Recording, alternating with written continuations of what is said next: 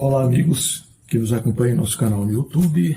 Estamos aqui, mais uma vez, para trazer uma temática nesse contexto jurídico. E, nesse momento, o que vamos discorrer, segundo notações jurídicas, doutrinais jurisprudenciais, diz respeito ao contrato de doação. Que esse contrato recheado de afeto. As pessoas que vão dispor de algum bem, patrimônio, móvel, imóvel, semovente, irão fazer isso, por regra, de forma afetuosa, na condição de doadores que vão dispor desse bem para um donatário.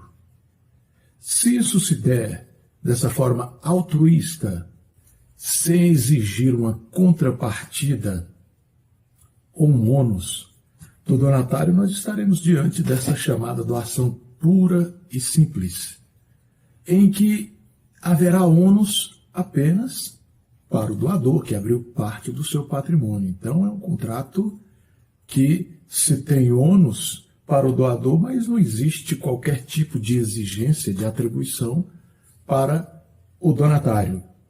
Mas nós teremos doações que se pode exigir do donatário uma contrapartida. E se dá naquelas hipóteses costumeiramente de se fazer o desprendimento de um bem ou de patrimônio para compensar um serviço recebido, uma atividade laboral prestada pelo donatário. É a chamada doação compensatória ou remuneratória. Mas quando se fala de doação, é importante salientar aqui inicialmente a sua qualificação doutrinária. É um contrato típico e nominado. Típico ou nominado porque ele se faz presente na legislação civilista. De outro lado, ele é bilateral. Depende do manifesto de doador e de donatário. Muitas vezes se ouve dizer que o contrato de doação é unilateral. Mesmo naquela doação pura e simples, onde há um desprendimento voluntário do doador em relação a um bem, um patrimônio em favor de um possível donatário, neste aspecto, a abordagem inicial, poderia até se dizer que há aí um ato unilateral.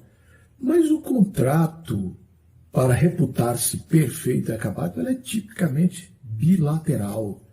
Depende do manifesto de mais de uma pessoa. Então, quando o donatário disser assim, aceito a doação, aí sim, nós temos um contrato de doação efetivada. Antes disso, é só uma proposta, é só um ato de liberação feita por parte do doador, que enquanto não houver aceitação, não se tem um contrato. Ainda se constata algumas discussões acerca dos efeitos que seriam gerados a partir de uma aceitação de uma doação, de uma renúncia da doação e da revogação ou nulidade dessa doação.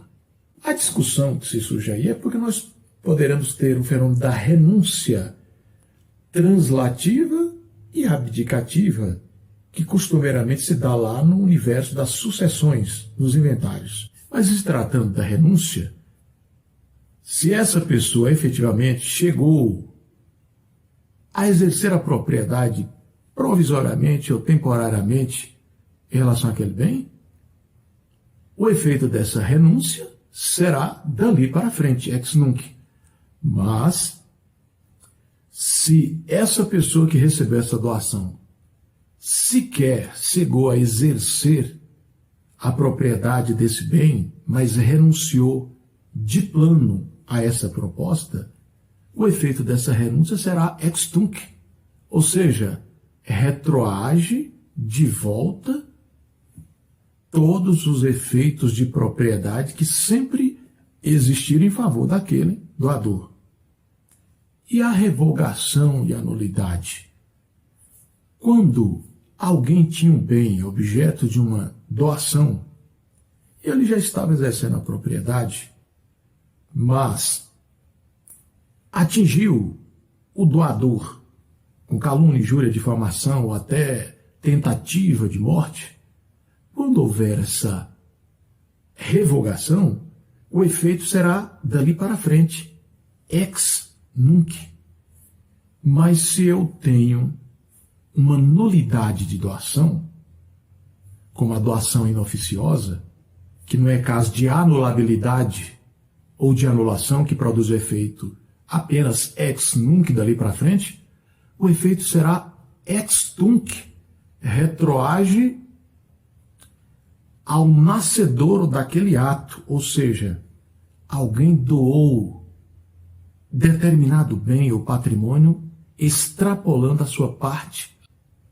Aquele bem volta a compor o acervo patrimonial do casal ou da família de forma originária, como se ele não tivesse produzido aí nenhum efeito dali para frente, porque houve uma nulidade. E o efeito que gera a nulidade em relação a esta doação inoficiosa que é nula é ex tunc. Mas voltando ainda a essas qualificações doutrinárias que poderá ter esse contrato de doação. O contrato de doação poderá ser público ou particular ou privado. Público quando feito nas notas de um tabelionato. E, aliás, já sabemos que os negócios jurídicos com valores de mais de 30 salários mínimos para produzir efeitos devem ser registrados nos tabelionatos de notas, ou seja, de forma pública. Mas nada impede que se tenha um contrato de doação de forma privada ou particular. A regra também é que o contrato de doação seja solene, escrito, redigido, formalizado.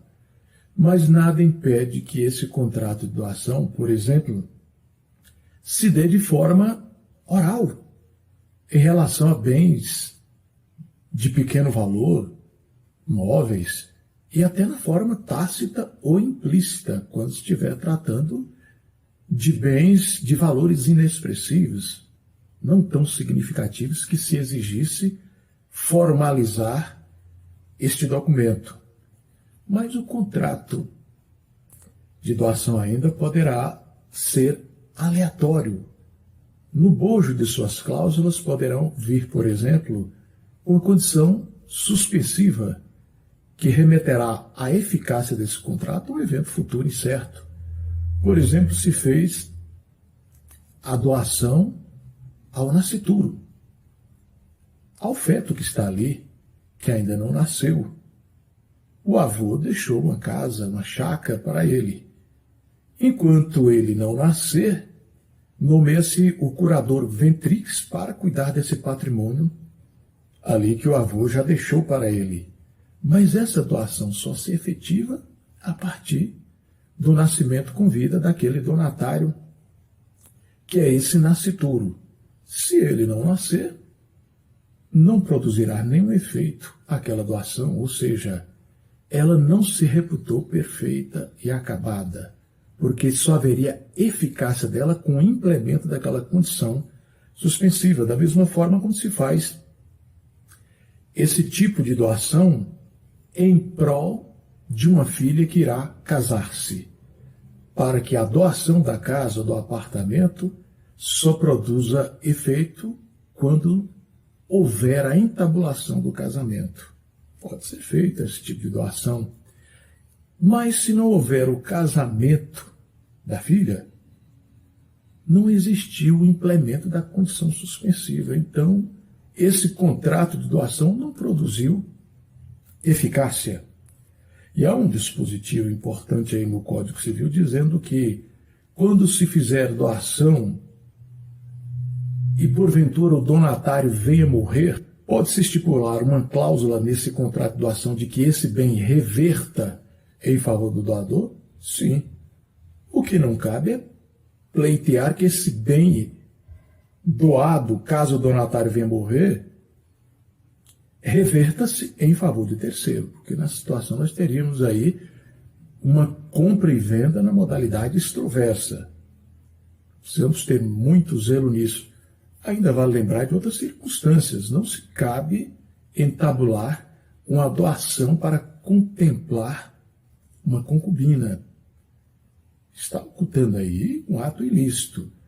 Regra geral é que as doações sejam feitas pelo doador que é casado e não naquele regime da separação obrigatória de bens, e se ele tem herdeiros necessários, que são os descendentes, ascendentes, cônjuge sobrevivente ou até companheira, ele deve promover essa doação dentro da expectativa de patrimônio que ele tem ali na sua parte disponível.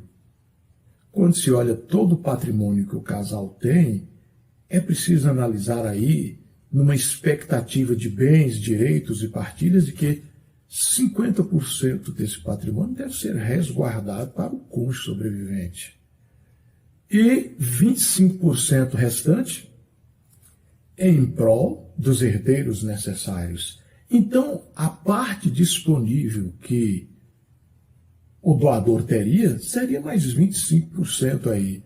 E se ultrapassar isso, nós estaríamos diante de uma doação inoficiosa. Ultrapassou o limite da parte disponível que ele tinha para entabular uma doação. E as partes interessadas nesse caso poderão pleitear, e aí o Código Civil não fala de anulabilidade, mas de nulidade desta doação inoficiosa. E é importante também observar que não se deve entabular o contrato de doação entre cônjuges no regime da comunhão universal de bens. Porque o bem doado entre eles vai voltar para o acervo patrimonial do casal.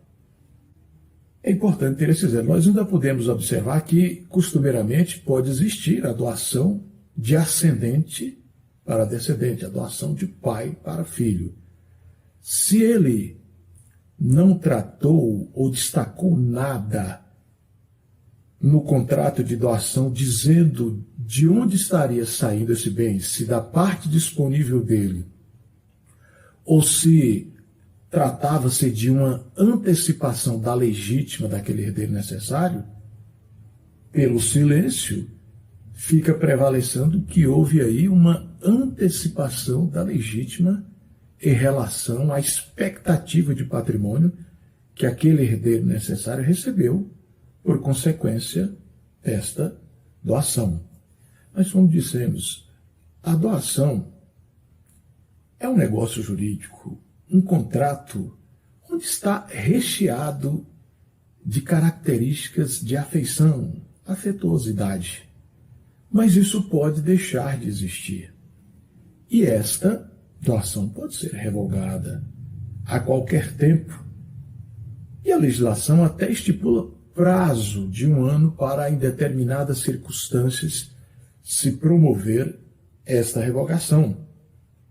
Aquelas circunstâncias que nós teremos, por exemplo, de indignidade do donatário, quando pratica qualquer ato criminoso contra o doador, ameaças, tentativa de homicídio ou até homicídio consumado contra a sua pessoa, os crimes de calúnia, injúria, difamação, denunciação caluniosa em juízo. Se o doador não perdeu a vida por consequência desses atos, ele mesmo poderá promover a revogação dessa doação.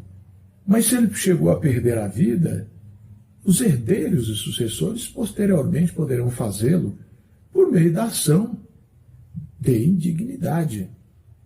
O Ministério Público também poderá fazê-lo. Então, são elementos importantes que devem ser levantados aqui em relação a esse contrato de doação. Nós ainda poderemos ter a chamada doação conjuntiva, que é aquela feita em favor de ambos os cônjuges no contexto do casamento. Mas ela pode ser unilateral. Às vezes o pai da moça quer doar o carro, o apartamento, exclusivamente em favor de sua filha. Mas, noutra circunstância, ele quer promover essa doação em favor do casal. E aí nós teremos a chamada doação conjuntiva. Se porventura um dos cônjuges morrer, a parte da outra é recepcionada pelo cônjuge sobrevivente.